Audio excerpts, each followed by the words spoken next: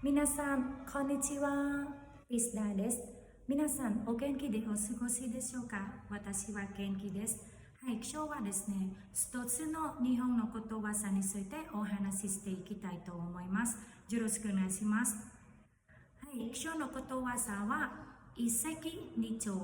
一石二鳥のことわざです。ដែលអត្ថន័យភាសាខ្មែរមានន័យថា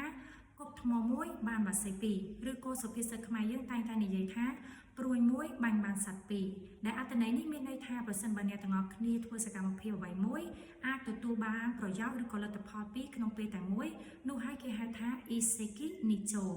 ឧទាហរណ៍ប្រសិនបើអ្នករៀនភាសាជប៉ុនហើយអ្នករៀនទាំងវប្បធម៌របស់ប្រទេសជប៉ុនទៀតលទ្ធផលដែលអ្នកទទួលបានគឺអ្នកអាចប្រើប្រាស់ភាសាជប៉ុនបានហើយអាចយល់ច្បាស់ពីវប្បធម៌របស់ប្រទេសជប៉ុនបានទៀតផង